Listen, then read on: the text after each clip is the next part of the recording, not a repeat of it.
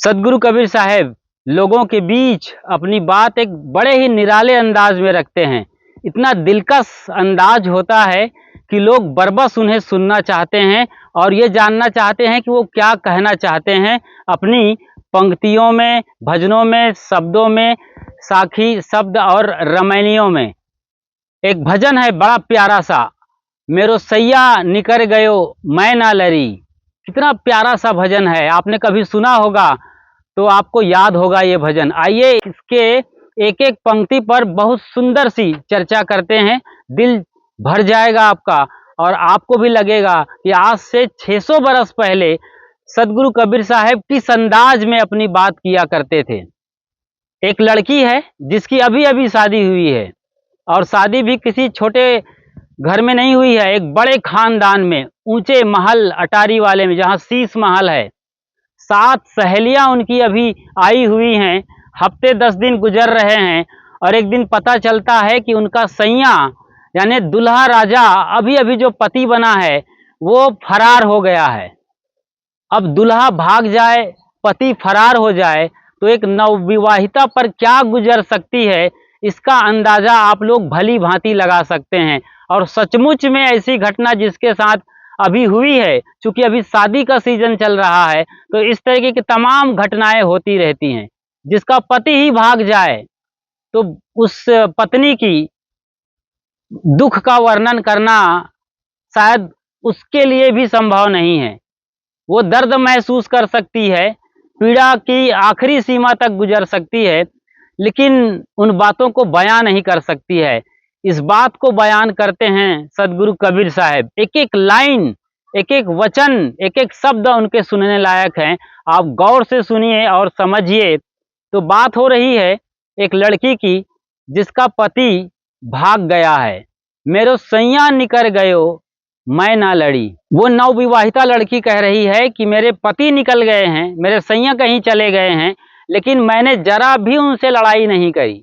ना तो कुछ ऐसी बात बोली जो इनके दिल को चुभ जाए, ना ही कुछ ऐसा व्यवहार किया जिससे उनको बड़ा बुरा लगे और मुझसे उसका मन टूट जाए। ना मैं बोली ना मैं चाली, ओढ़ चुनरिया पड़ी रही। लड़की कहती है कि मैंने उनसे ऐसी कुछ बात ही नहीं बोली है कि उनके दिल को चुभ जाए, और ना ही कुछ ऐसा व्यवहार किया है कि उनको बड़ा बुरा लगे और वो हमसे एकदम नाराज हो जाएं, निष्ठुर हो करके कहीं चले जाएं हमको बिना बताए। मैं तो बस चुपचाप अपनी जो चुनरिया है वो ओढ़कर एक कोने में बैठी रही, उनकी राह देखती रही कि वो आने वाले हैं और हमसे अपनी दिल की बात कहेंगे, हमसे प्रेम और प्यार करेंगे, मोहब्बत करेंगे। वो आशिकाना माहौल बनेगा और बात कहीं सुहाग रात तक जाएगी। लेकिन यह अद्भुत दुखद घड़ी उस लड़की पर आई है। विपत्तियों का पहाड़ टूट पड़ा है उन पर और वो काफी हताश और परेशान है। मेरे सैया निकर गयो मैं ना लड़ी। क्या रूपक है सदगुरु कबीर साहब का। वो कह रही है कि मैंने लड़ाई की ही नहीं, अपने किसी भी तरीके से यानी तन मन वचन से मैंने कुछ ऐसा गलत किया ही नहीं है। ना जाने क्यों वो रूठ कर चले गए हैं। उनके सामने तमाम सवाल हैं लेकिन एक भी जवाब नहीं है। क्वेश्चन मार्क पर क्वेश्चन मार्क खड़े नजर आ रहे हैं लेकिन आंसर 0 बटा सन्नाटा है। वो बड़ी हतप्रभ है कि ऐसा आखिर हुआ क्यों, क्या हुआ होगा। फिर वो अंदाजा लगाती है। और आप जानते हैं यहाँ पर अभी एक लड़की की हम बात कर रहे हैं, लेकिन सदगुरु कबीर साहब इसके बड़े गहरे आध्यात्मिक अर्थ बताने वाले हैं। उसे सुनना बहुत जरूरी है, लेकिन उस गूढ़ आध्यात्मिक अर्थ को समझने के पहले आपको साधारण तौर तरीके से ये रूपक को समझना होगा। दूल्हे की, दुल्हन की, बारात की और तमाम लोगों की जो आज आप गुजर रहे हैं उस माहौल से शादी के, उन सबको समझना होगा। तब आप समझेंगे कि सचमुच में दूल्हा कौन है, दुल्हन कौन है और क्यों दूल्हा आखिर रूठकर दुल्हन से कोसों दूर चला गया है। लड़की आगे कहती है, शीश महल के 10 दरवाजे, ना जाने कौन सी खिड़की खुली रही। शीश महल में उनकी शादी हुई है। शीश महल का मतलब होता है कांच का महल, अर्थात एकदम भव्य महल, अट्टालिका में। जैसे अभी कुछ दिन पहले आपने देखा है अनिल अंबानी के बेटे अनंत अंबानी और राधिका मर्चेंट की शादी, देखा है ना, सुना है, जहां बॉलीवुड की सिंगर और नाचने वाली गाने वाली डांसर रिहाना आई थी, जो 76 करोड़ रुपए ले गई। कुछ ठुमके लगाई, इधर उधर मटकाने के वो 76 करोड़ ले जाती है। ये आलम है शादी में। और ये तो अनिल अंबानी की बात हो रही है, आप लोग भी छोटे मोटे अनिल अंबानी हैं। लाखों रुपए खर्च हो रहे हैं आज शादियों में। अभी अभी श्रद्धेय संत श्री सनात साहब जी के साथ एक शादी में निमंत्रण था, मैं तो न जा सका, लेकिन सनात साहब जी गए तो बता रहे थे कि इतनी भव्य सजावट थी वहां शादी के मंडप और पूरे पंडाल की कि मैं तो दांतों तले उंगली दबा लिया। पहली बार देखा कि वहां पर जो टीवी सीरियल में धुआं उड़ता हुआ दिखता है ना, बताया गया कि हाइड्रोजन गैस रिलीज कर रहे थे और पैरों में इतनी ठंडकता लग रही थी कि जैसे गर्मी का एहसास ही नहीं हो रहा था। फिर बम फटाके, ढोल धमाके और एक से एक वहां सजावट, साहब कहे कि मैं तो हतप्रभ रह गया, पहली दफा ये सब चीज देख पाया था। तो आप समझ सकते हैं, लाखों रुपए खर्च करते हैं आप कुछ घंटों की शादी के लिए, कुछ दिन या 2 या 3 दिन की शादी के लिए। तो ये शादियों में जो आजकल हो रहा है, इस पर तो चर्चा बाद में करेंगे। अभी हम इस लड़की की दारुण व्यथा को सुन लेते हैं कि किस कदर वो बेहाल है और उनका बुरा हाल है। शीश महल के 10 दरवाजे, न जाने कौन सी खिड़की खुली रही।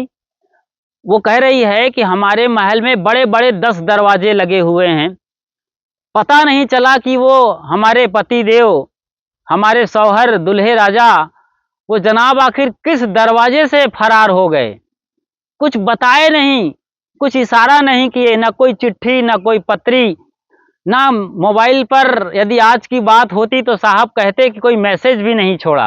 ये तो 600 बरस पहले रूपक के रूप में जो बात बोल रहे हैं एक लड़की के लिए, एक लड़के के लिए और शादी को लेकर, वो एकदम 100% आज सच हो रहा है। क्या गजब की दूरदृष्टि साहब की रही है कि वो लालटेन के जमाने में जो बात बोल गए, माफ करिए लालटेन भी नहीं था साहब के जमाने में, ढिबरी और चिमनी के जमाने में वो बात जो बोल गए हैं, आज आप मरकरी लाइट और न जाने कितने कितने तगड़े तगड़े लाइट लगाकर जो शादी कर रहे हैं या जो सिस्टम लगाते हैं, वो बात उस जमाने की आज ज्यों की त्यों सही हो रही है।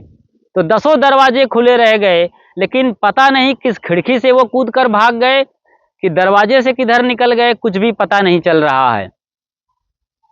वो व्यथित दुल्हन आगे अपनी बात कहती है, हमरे संग की 7 सहेलियां, न जाने कुछ उनसे कही। मेरे साथ जो 7 सहेलियां आई हैं मायके से, मेरी परिचारिका के तौर पर मुझे संभालने के लिए, मेरी बातों को समझने के लिए, क्योंकि ये अलग ही माहौल में एक लड़की आ जाती है जब ससुराल आती है, और उनके साथ पहली बार कुछ ऐसा होता है जो उनके साथ ना हुआ होता है। तो हो सकता है कुछ अजीबोगरीब हो जाए, तो रस्मों अदायगी रही है और 600 बरस पहले की बात साहब बता रहे हैं, तो 7-7 सहेलियां उनके साथ जाती रही होंगी और हफ्ते 10 दिन महीने रुकती रही होंगी।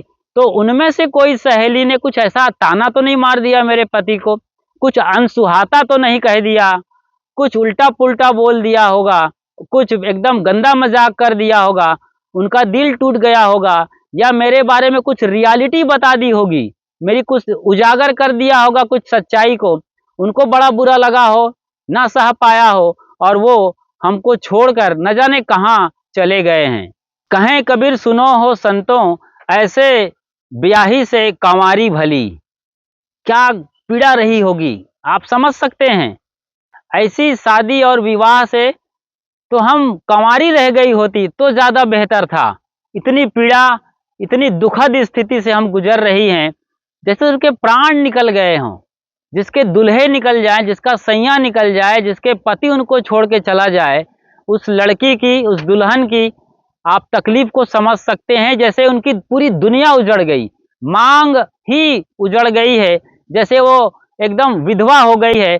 अब वो सफेद कपड़े पहनकर बिल्कुल निस्तेज निढाल जिंदा लाश की भांति दुनिया में रहेगी। जब आप जानते हैं कि पति के गुजर जाने के बाद सती प्रथा का रिवाज रहा है हमारे देश में, उस दौरान की लड़कियों की हालत आप समझ सकते हैं, जब उन्हें जानबूझकर घसीटकर जिंदा आग के हवाले कर दिया जाता था। उस स्थिति में उस लड़की की क्या दशा रही होगी। साहब इन बातों का यहाँ पर जिक्र कर रहे हैं, सारी बातों को आप समझिए इतिहास से लेकर अब तक।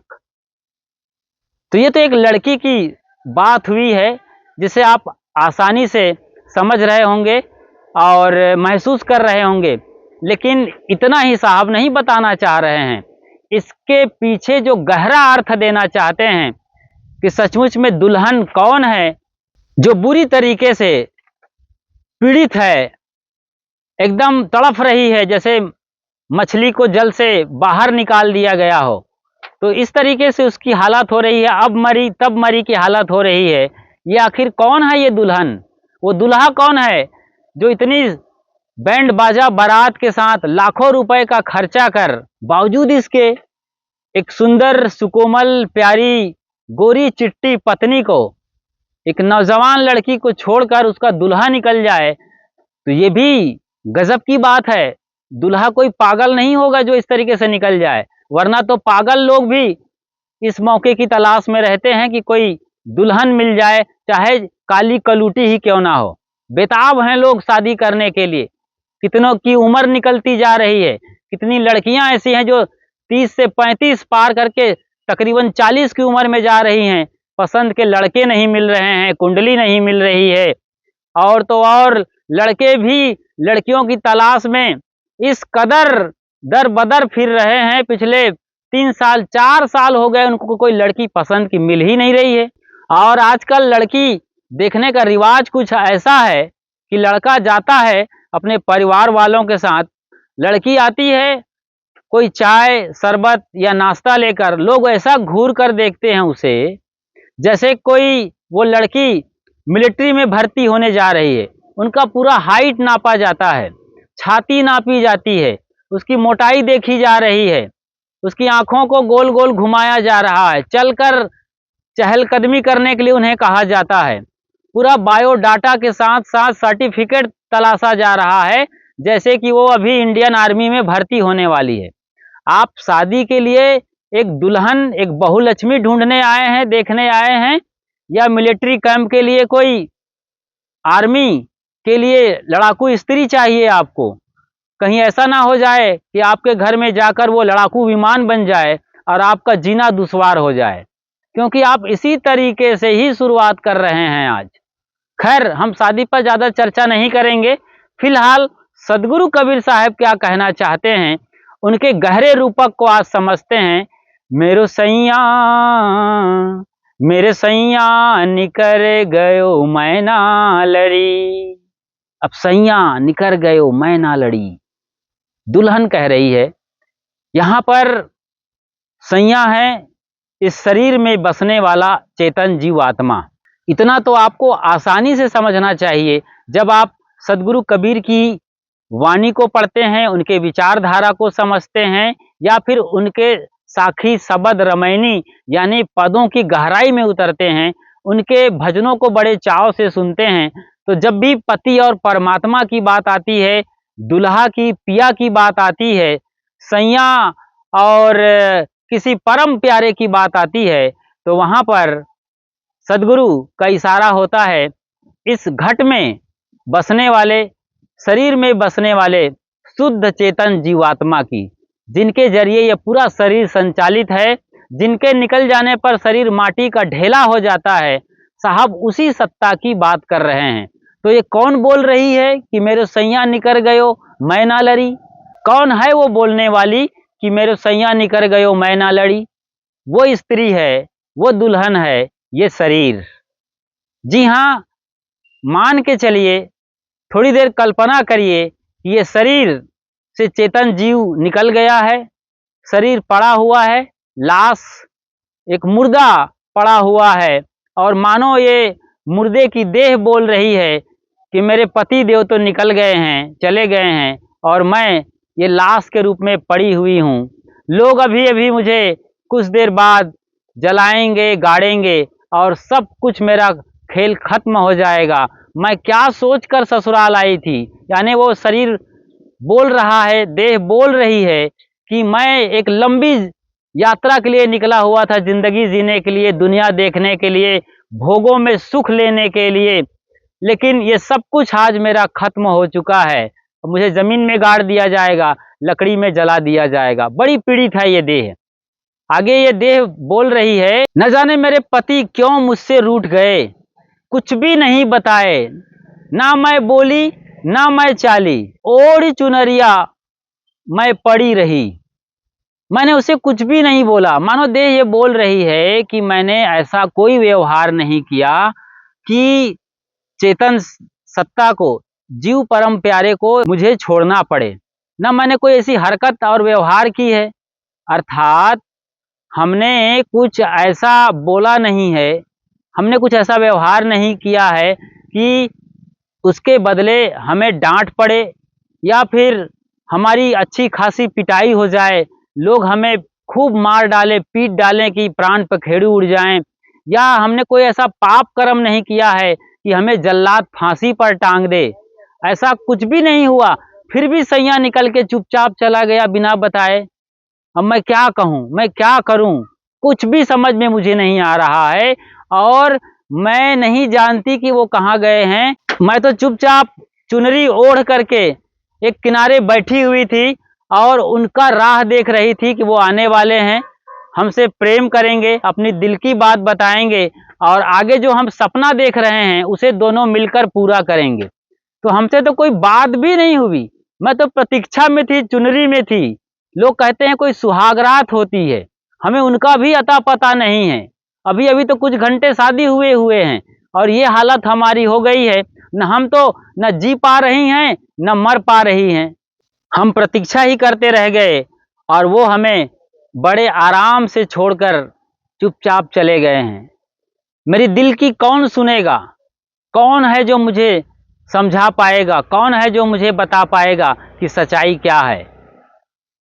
आगे वो अंदाजा लगाती है, आगे वो अपनी दिल की व्यथा प्रकट करती है सदगुरु के सामने। आप खुद कल्पना करिए, जब आप मर जाएंगे, अभी तो आप जिंदा हैं, दुनिया भर के भोगों में आनंद लेना चाहते हैं, सारा रस लेना चाहते हैं, दुनिया का जो भी भोग ऐश्वर्य है उसे छक्कर भोगना चाहते हैं। जवानी में सब उल्टे सीधे पाप कर्म करते हैं, जो कर सकते हैं नहीं कर सकते हैं वो सब के लिए आप बेताब होते हैं। सारा भोग भोगना चाहते हैं, चाहे शरीर जर्जर हो जाए, इंद्रियां शिथिल हो जाएं, बुढ़ापा में भी एक आदमी चिलबिल्ला बना रहता है और जवानी के भोग, खास तौर से जो सबसे बड़ा सुख माना गया है काम भोग का, उसका नशा बुढ़ापे में भी नहीं उतरता है। इंद्रियां शिथिल हो गई हैं, लेकिन काम भोग का ज्वार ऐसा उबलता रहता है कि किसी भी बहू बेटी पर गलत नजर बुढ़ों की भी पड़ती रहती है, ये समझ सकते हैं। और जो बुढ़िया हो गई हैं उनकी भी वासना जब शांत नहीं हुई है तो वो भी ऐसे उल्टे सीधे कारनामों को अंजाम देती रहती हैं कि खुद भी शर्मिंदा होती है और समाज को शर्मिंदा कर जाती हैं। ऐसे कितने सारे प्रसंग आज दुनिया में हो रहे हैं, जब 60 साल का बुढ़ा 22 साल की युवा लड़की से या 18 साल की लड़की से शादी रचाते हैं। आप सोचिए जरा, कहाँ क्या हो रहा है, कितनी फिर उसकी जग हंसाई होती है। उन्हें कोई फर्क नहीं पड़ता है। ऐसे खबरों से, समाचारों से आपकी दुनिया भरी पड़ी है और आपके आसपास भी इस तरह की खबरें आ रही है। आप अपने मन को देखिए कि आपके अंदर ऐसी वासना कहाँ भरी पड़ी है। इन्हीं वासनाओं से विरत होने के लिए, भोगों के निस्सारता को समझने के लिए साहब ये पद बोल रहे हैं, ये शानदार रूपक आपके सामने प्रस्तुत कर रहे हैं कि शीश महल के 10 दरवाजे, न जाने कौन सी खिड़की खुली रही। आप भोगों को भोगना चाहते हैं, जवानी को बरकरार रखना चाहते हैं, 100 बरस से भी ज्यादा जीना चाहते हैं, धन दौलत ऐश्वर्य माल असबाब गाड़ी, मोटर, बंगले, cooler, car, fridge, washing machine जैसे तमाम संसाधनों से लैस होकर के, सम्राट होकर के जीना चाहते हैं। लेकिन जब मौत आएगी और चोटी पकड़कर यूं ले जाएगी कि आपके अगल बगल लोग खड़े रहेंगे, उन्हें पता भी नहीं चलेगा। साहब ने अपनी एक साखी में इस बात का बड़ा खुलासा किया है। गजब की साखी है। आस पास जोधा खड़े, सबय बजावत गाल, मंज महल से ले गया ऐसा अपरबल काल। आपके साथी, शागिर्द, सहेलियां सब खड़ी रहेंगी, आपकी तारीफ करते रहेंगे, गीत गाते रहेंगे, आपकी चापलूसी करते रहेंगे, लोग आपकी प्रशंसा में होर्डिंग लगाएंगे, टीवी पर ऐड देंगे, तमाम खबरें चलती रहेंगी। लेकिन मौत जब आएगी तो किसी को नहीं बताएगी और चुपचाप उठा कर ले जाएगी। लोग सवाल करते रहेंगे, इन्वेस्टिगेशन के लिए सीबीआई तक लगा देंगे, लेकिन सीबीआई और ईडी की पहुंच कहां तक है आप जानते हैं ना। देश के एक बड़े पद पर बैठे एक शख्स ने सब पर कब्जा रख रखा है। ये सीबीआई की पहुंच मौत तक नहीं होने वाली है, ईडी का छापा यमराज पर नहीं पड़ने वाला है, इतना तो आप जानते हैं ना। फिर किस गफलत में जी रहे हैं। आज जागो, आज संभलो, जिंदगी का शेष हिस्सा बचा हुआ है, उसे सार्थक कर लो। शीश महल के 10 दरवाजे। ये शीश महल क्या है? ये प्यारा शरीर जिसे आप बड़ा प्यार करते हैं, सुबह उठते हैं आईने पर अपने को निहारते हैं, देखते हैं, चुम्मा लेते हैं दर्पण में आप अपने आप का, वही शरीर की बात हो रही है इसमें। कितना संभालते हैं सुबह से शाम तक, बरसात में छतरी लगाते हैं, गर्मी में चुनरी बांधते हैं और एसी कूलर के अंदर घुसे रहते हैं, ठंड में इसमें गर्म कपड़े से इसे पूरी तरीके से बांध लेते हैं, मफलर लगा लेते हैं, जुराबें लगा लेते हैं, हर तरीके से इसे संभालते हैं, मेकअप करते हैं। लोग तो आज क्या कर रहे हैं, प्लास्टिक सर्जरी करा रहे हैं, उससे भी बढ़कर और तकनीक आ गई है। गंजे हैं तो बाल एकदम घने लंबे हो जाएंगे आपके, एक से एक तरकीब आई हुई है। अब मतलब आप अपने आप को 16 साल पर ही अटकाए रखना चाहते हैं, इतनी सारी तरकीबें इजाद कर ली गई हैं। पैसे हैं तो तमाशा देखिए। आपने वो एक डांसर का नाम सुना होगा, माइकल जैक्सन, 56 साल में चला गया, 150 बरस जीने का इंतजाम कर रखा था उस आदमी ने। तमाम डॉक्टर्स उनके पास अवेलेबल थे, सांस भी लेता था तो डॉक्टर उसे सांस को छान करके उसके नाक में डालते थे। अब आप सोच सकते हो उसके खाने पीने का क्या इंतजाम रहा होगा। एक जरा से हिचकी आई तो डॉक्टर दौड़े चले आते थे, चारों तरफ उसके डॉक्टरों का जमावड़ा होता था, सारा इंतजाम कर रखा था और प्लास्टिक सर्जरी से अपने काले बदन को गोरा कर रखा था। वैसे अभी एक डांसर की और हमने बात करी जो 76 करोड़ में आई थी, रिहाना, वो भी बारबाडोस की है, अमेरिका के बगल वेस्ट इंडीज में जन्म ली थी, अमेरिका में अब रहती हैं। हालांकि वो सांवली है लेकिन वो भी इस तरीके कुछ अंजाम कर रही है, वो भी एक सिंगर और डांसर है। तो माइकल जैक्सन ने पूरी प्लास्टिक सर्जरी कराई थी बाहर आवरण के, चमड़ी के, और गोरा हो गया था। और इतने ऑपरेशन हुए थे उसके कि जैसे एक एक हड्डियों को जैसे तोड़ तोड़ कर फिर से रिपेयरिंग की गई हो, इस तरीके की उनकी हालत थी। और पूरी तरीके से वो चकनाचूर हो गया था। सारे डॉक्टर कम से कम 25 के तादाद में उसके पास थे जब वो मर रहे थे, सब देखते रह गए, सबकी कैंची, आला और तमाम मशीनरी धरी की धरी रह गई और चुपचाप काल उन्हें उठा कर ले गया।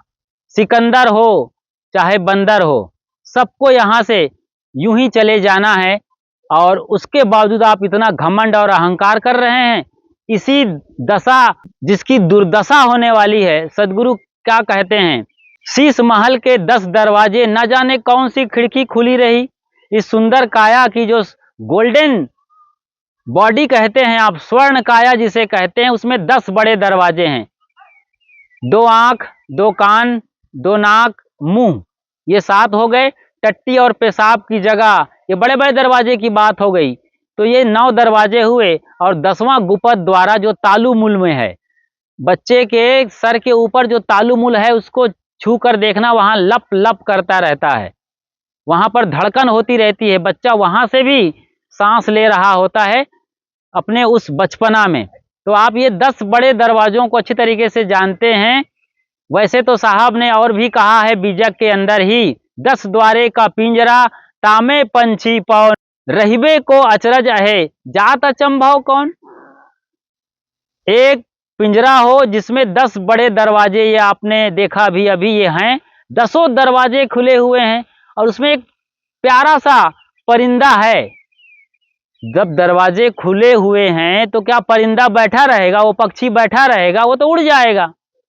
लेकिन गजब की बात है, आपके भीतर जो चेतन जीव आत्मा रूपी पक्षी बैठा है, वो पिछले 70 साल से 90 साल से बैठा है।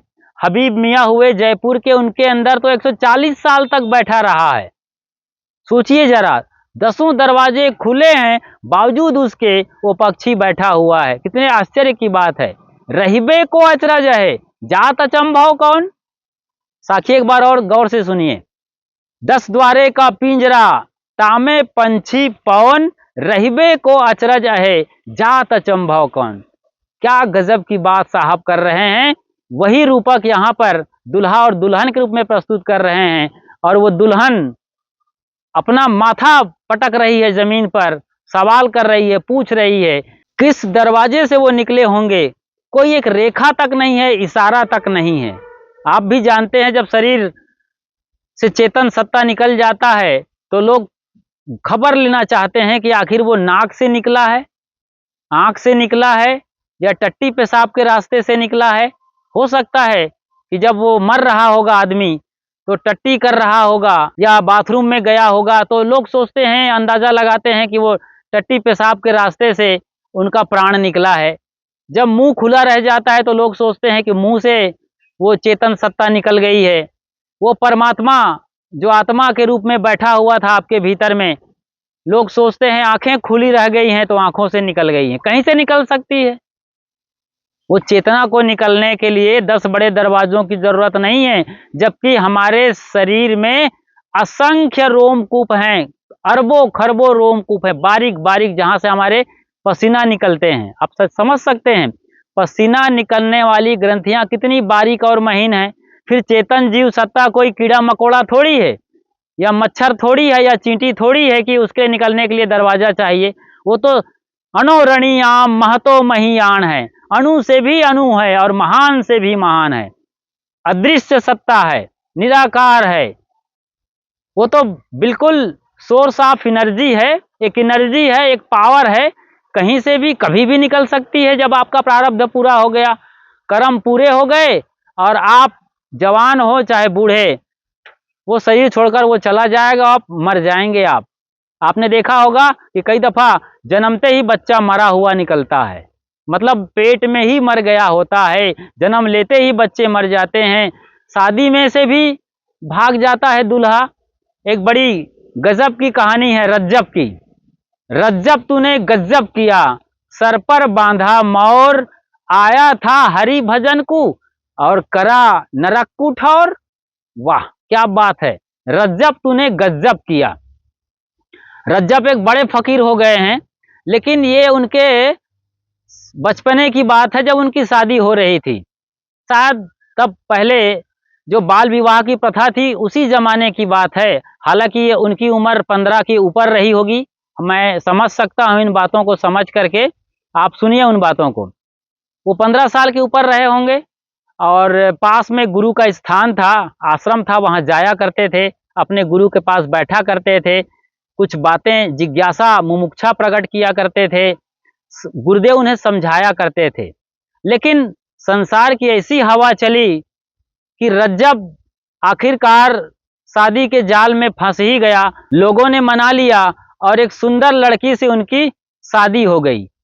अब घोड़ी पर बैठ करके मोर लगा करके रज्जब निकल रहे थे बैंड बाजे के साथ, तो गुरुदेव को मालूम पड़ा कि रज्जब की शादी हो रही है, घोड़ी पर दुल्हा बने वो जा रहे हैं। दौड़ के गुरु आए, ये हैं असली गुरु। चेले की आत्मा को समझते हैं, असली चेले को पहचानते हैं, और वो जाकर तुरंत घोड़े की नाल पकड़ लिए घोड़े की नस पकड़ लिए, जो उसके नाक में जो रस्सी फंसी होती है उसको, और कहा, रज्जब रज्जब तूने गज्जब किया, सर पर बांधा मोर, आया था हरि भजन को, किया नरक कुठौर। नरक जाने की तैयारी कर रहा है। नरक से आप ऐसा मत सोचिए कि जो शादी करते हैं वो नरक में जाते हैं, या दुल्हा दुल्हन नरक के द्वार हैं, या स्त्री को नरक का द्वार कहा गया। नहीं, आप बहुत बड़ा काम कर सकते हैं, अपने जीवन में कल्याण का महत्तम काम कर सकते हैं, स्वयं को जान सकते हैं, सिद्धार्थ से गौतम बुद्ध हो सकते हैं, और कपड़ा बुनने वाले एक साधारण आदमी से महान संत कबीर हो सकते हैं, रंदा चलाने वाले बढ़ई से ईसा मसीह हो सकते हैं, भेड़ बकरी चराने वाले साधारण चरवाहे से मोहम्मद साहब हो सकते हैं। और आप साधारण चीजों में उलझ कर रह जाते हैं, माया मोह की दुनिया में हाय हाय तू मैं, लड़ाई झगड़ा, कोर्ट कचहरी, मुकदमा, बलात्कार, हिंसा, हत्या, फांसी, यही तो हो रहा है संसार में। शादी के बाद क्या हो रहा है? आप आंकड़े उठाकर देख लीजिए, या आरटीआई राइट टू इंफॉर्मेशन के तहत आप सरकार से सवाल पूछ लीजिए कि कितनी शादियां सफल हो रही हैं। जैसे ही बहू आती है, मिट्टी तेल डालकर जला दिया जाता है दहेज प्रताड़ना में। आप समझ रहे हैं? दहेज के लिए जिंदा बहू लक्ष्मी को आग के हवाले राख कर दिया जाता है। ये हमारा देश है, धर्म प्रधान देश है, ऋषि मुनियों का देश है, साधु संतों का देश है, धार्मिक देश है, तमाम मत मजहब परंपरा है, तमाम ग्रंथ हैं और गुरु प्रणाली है। इतना सब कुछ होने के बावजूद, कभी विश्व गुरु रहा है, उसके बावजूद आज जो दुर्दशा है वो अब आपको क्या हम बताएं, हमसे ज्यादा तो आप ही जानते हैं। आखिरकार रज्जब ने जब ये सुना तो तुरंत मोर को सर से निकाल कर फेंका और गुरु के चरणों में अपने आप को समर्पित कर दिया और कहा, गुरु माफ करना मुझे। कहा, बेटा माफ ही माफ है, तुम ऊंचे अटरिया पर चढ़ने के लिए आए हो, माउंट एवरेस्ट पर तुम्हारा घर है, कबीर का घर शिखर पर, जहां सिलहली गैल और पांव न टिके पपील का, तहां खलकन ला दे बैल। तुम वहां घोड़ी पर लद के जा रहे हो, क्या करने वाले हो तुम? बड़ा काम करोगे, नाम होगा तुम्हारा दुनिया में, लाखों करोड़ों के मसीहा बनोगे। और रज्जब एक महान संत हो गए हैं। रज्जब वाणी आप पढ़ सकते हैं सर्च कर। किसी भी तरीके से ये प्राण पखेरु उड़ सकता है, मतलब आपकी मौत कभी भी हो सकती है। इस मरण धर्मा शरीर को पाकर इस शमशान घाट रूपी दुनिया में आप लंबी आशा लिए बैठे हैं। किसी भी शमशान घाट में चले जाइए, वहां देखिए कैसे जिंदा लाश धू धू करके जल रही है। अभी अभी जिंदा था आदमी, अभी अभी लाश है, अभी भी उसके रोए खड़े हुए हैं, हरकत मालूम पड़ता है, बोल देगा और शरीर, चेहरा वैसे ही अभी प्यारा सा लग रहा है, लेकिन जल रहा है। इस दृश्य को देखिए, तब बैराग होगा, तब बोध होगा, जैसे कि तथागत बुद्ध को हुआ था, जब उन्होंने एक बीमार को देखा था जिसके मुंह से झाग निकल रहा था, एक बूढ़े को देखा था जो लाठी के सहारे चल रहा था, जैसे कोई धनुष बाण हो गया उसका शरीर, कुछ खोज रहा हो, ऐसे ही जमीन पर नजर गड़ाए चल रहा था। एक लाश को देखा जिसको 4 आदमी उठा के चल रहे थे, बैराग एकदम चरम सीमा पर, जैसे चिंगारी शोला बन गया, सारी वासना उनकी जलकर दग्ध हो गई और वो घर बार त्याग दिए थे। जरूर आप घर में हैं, परिवार चलाइए, संभालिए, जिम्मेदारी निभाइए, लेकिन आज नहीं कल आपको भी तो शमशान घाट जाना है, इसका तो ख्याल किए रहिए। घर में सब कुछ अच्छा है तो फिर 25 साल तक आपने ब्रह्मचर्य पालन किया होगा, उम्मीद करते हैं, भरोसा नहीं है लेकिन फिर भी उम्मीद कर रहे हैं आपके लिए। फिर 25 से 50 साल तक आपने जबरदस्त गृहस्थ सुख भोगा है, बाल गोपाल पैदा किए हैं और नाकों दम पसीना बहाए हैं रुपये पैसे के लिए, या अच्छी खासी सैलरी नौकरी भी मिल गई होगी, लेकिन तमाम दुखों को झेल कर आपने 50 साल निकाल दिया है। अब वक्त आ गया है वानप्रस्थ होने का। जंगल नहीं जा सकते, वानप्रस्थ ही मतलब जंगल जाना, कोई बात नहीं है। घर में एकांत बैठिए, साधना भजन करिए, सदग्रंथों को पढ़िए, सदगुरु संतों के निकट आश्रम में जाकर 10 दिन 5 दिन रहिए, फिर आखिर में आपको 75 साल बाद संन्यास ले लेना है, सब तरीके से विरक्त हो जाना है, न सिर्फ घर से बल्कि संसार और शरीर से। ऐसे महान महत्तम पद को जानने के लिए परम मुमुक्षा की चिंगारी जगानी होगी कि मैं अपने जीवन को इसी जन्म में कल्याण कर लेना चाहता हूं। इसके लिए भरसक प्रयास करिए और सच्चे सदगुरु की तलाश करिए। ये बातें सदगुरु कबीर साहब एक दुल्हन के दर्द को बयां करते हुए बता रहे हैं। वो दुल्हन आप ही हैं, कोई और लड़की नहीं है जिसका दुल्हा भाग गया है।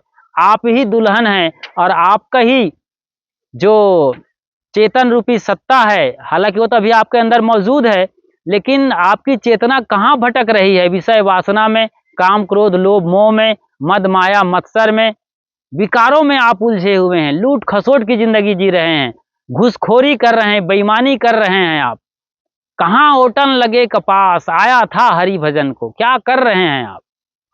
दुनियादारी में इस कदर उलझे हुए हैं कि सांस लेने का मौका नहीं है।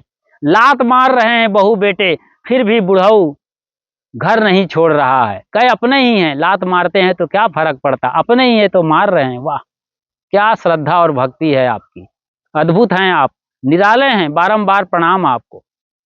यूं ही मर जाने वाले हैं और आप बड़ी आशा लगाए बैठे हैं कि कल सतलोक मिलेगा, स्वर्गलोक मिलेगा, सातवें तपक पर जन्नत में बहिश्त में हमारा आशियाना और डेरा लगेगा। वाह भाई वाह, क्या गजब के तरकीब निकाले हैं आपके गुरुजनों ने। और इन बातों को ग्रंथों में लिख दिया गया है कि आप ऐसा ऐसा कर्म कांड करिए, हमारे मंत्र लीजिए, हमारे दिए हुए नाम को जपिए, तो आपको सतलोक मिलेगा, स्वर्गलोक मिलेगा और बहिश्त होगा, जन्नत होगा।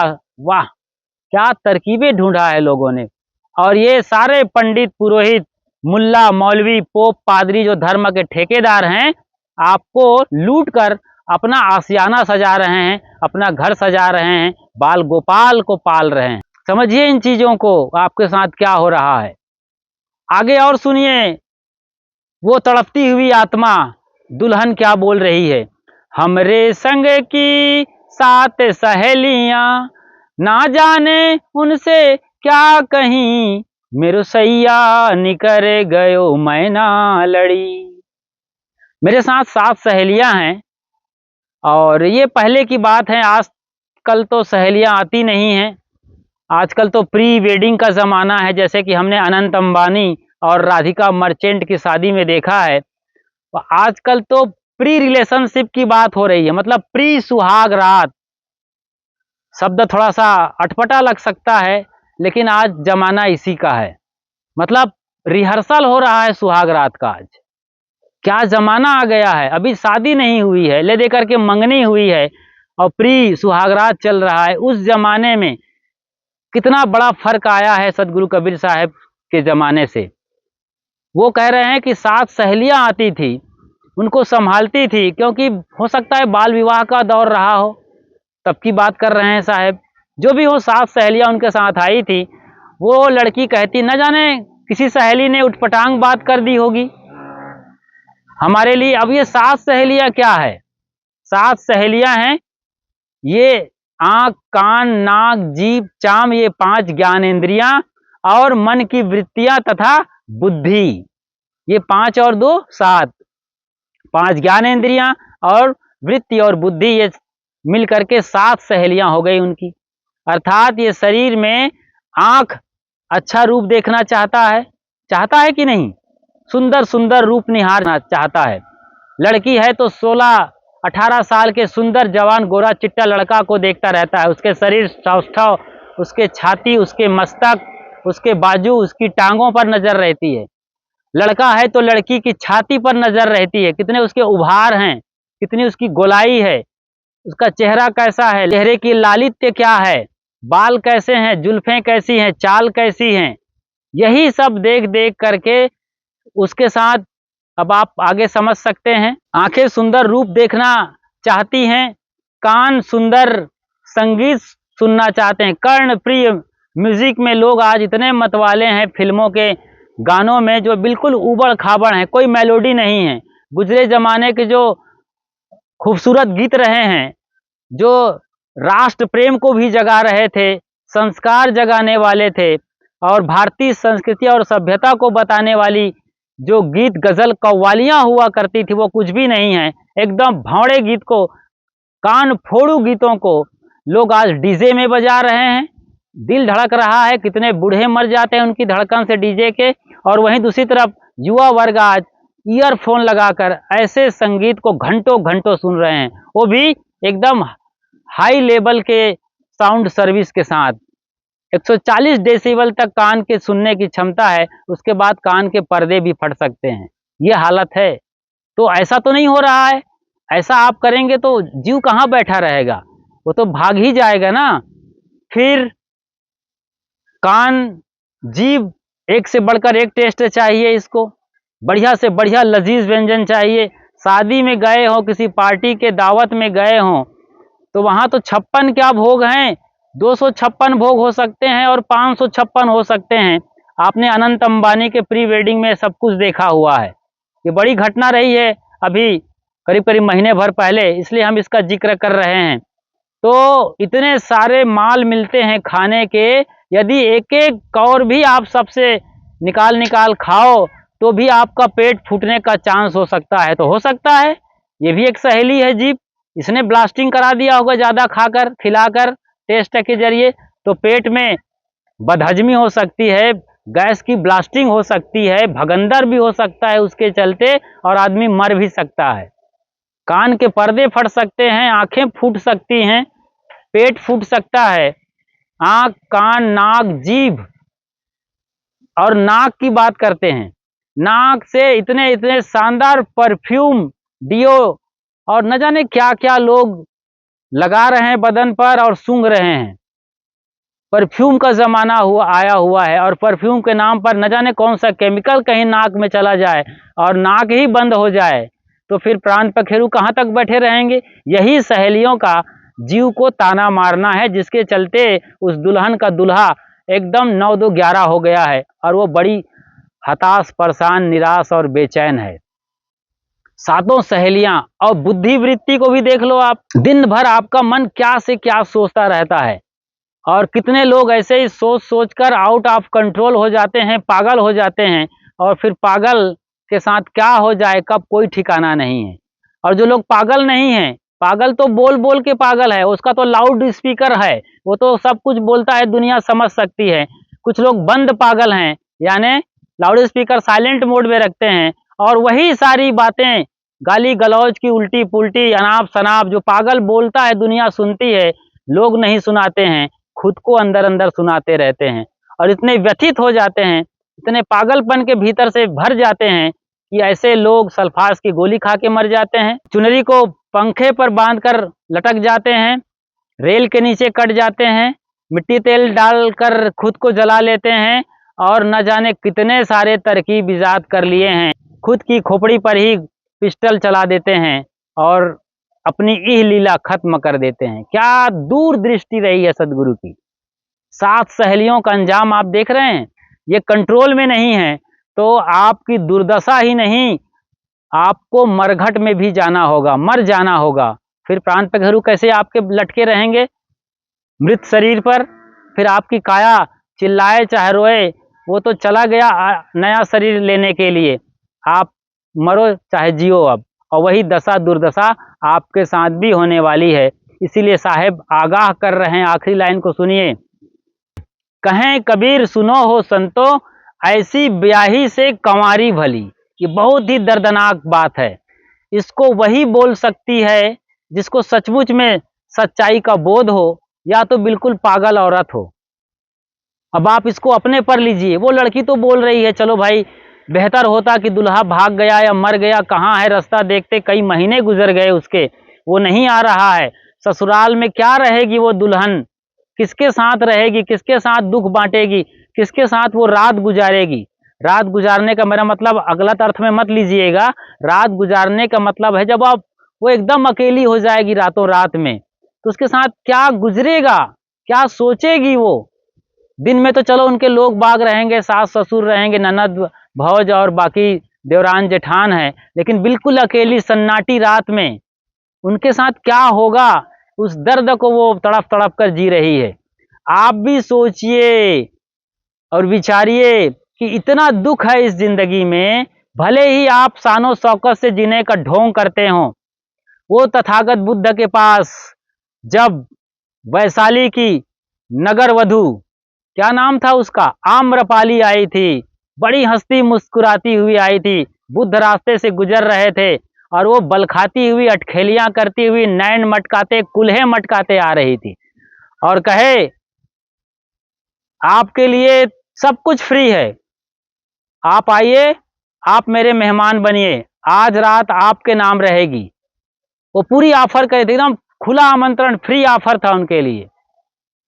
तथागत बुद्ध गौर से उनको देखते रहे और उसकी मुस्कुराहट और छैल छबीलेपन के भीतर जो नीरवता है, जो शुष्कता है, जो मरुस्थल है, उसे वो पढ़ रहे थे, रीड कर रहे थे और कहे कि तुम्हारे जीवन में सचमुच में खुशी है, सचमुच तुम जिस गहने और जेवर से लदी हुई हो, ये सचमुच में सुख दे रहे हैं या भार हैं? ये चमक चेहरे की, इसके अंदर क्या दुखदाई चेहरा नहीं है? तुम्हारा दिल क्या नहीं रो रहा है? उसने कहा, प्रभु आप कैसे जान गए मेरे दिल की बात? आज तक किसी आदमी ने नहीं जाना है। आप पहले धरती तल के मानव है जिसने मेरा एक्सरे किया है, वरना तो लोग दर्पण के भांति मुझे इस्तेमाल कर रहे थे। मेरी गोरी चमड़ी, मेरे उभार और मेरे बदन के सारे हिस्सों पर वो अपना कब्जा जमाए थे, आंखों से, हाथों से और बाकी तरीके से। वो तो मुझे बस इस्तेमाल कर रहे थे। आप पहले मेरे लिए एक ऐसे परमात्मा रूप में उतरे हैं जिन्होंने मेरे छिन्न भिन्न कर दिया, मुझे मेरे को भेंट डाला है, एक्सरे की नज़र से देखा है। मैं आपके चरणों में अपना शरीर बिछा देती हूँ, मुझे उठा लीजिए, मुझे उबार लीजिए।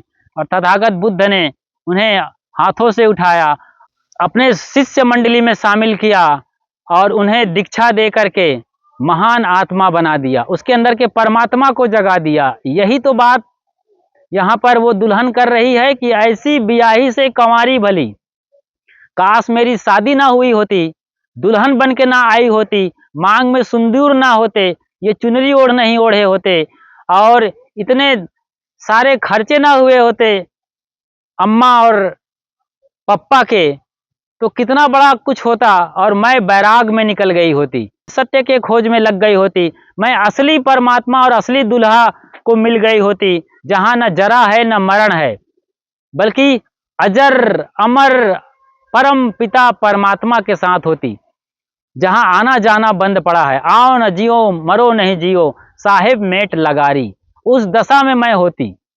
तो कहाँ यहाँ मैं फंस के रह गई? आपके साथ भी आज नहीं कल यही होने वाला है, मौका बहुत कम है। सोचिए, विचारिए, अब तक जो जीवन जिया है कोई बात नहीं, आपने जी लिया है, कोई फर्क नहीं। अब जो बचा हुआ शेष जीवन है, इसे अच्छे तरीके से जियो, सद्गुरु संतों के निकट लगो और धर्म शास्त्रों की गहराई में उतरकर उपनिषद को पढ़ो आप, जहां अंतिम ज्ञान दिया गया है। इसे पढ़कर अपना जीवन कल्याण करिए और अपने जीवन को सार्थक करिए।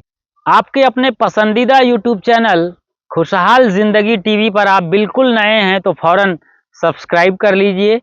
सब्सक्राइब करते ही आप हमारे परमानेंट मेंबरशिप हासिल कर लेते हैं, जो कि बिल्कुल निःशुल्क है। उसके बाद बेल आइकॉन को प्रेस कर, यानी नोटिफिकेशन की घंटी बजाते हुए आप ऑल को सेलेक्ट कर लीजिए, सभी को प्रेस कर दीजिए। तो जब भी हम लाइव आएंगे या नई वीडियो अपलोड करेंगे तो सबसे पहली सूचना आपको तुरंत मिल जाएगी। अपना और अपनों का ख्याल रखिए। शुक्रिया, साधुवाद और साहिब बंदगी।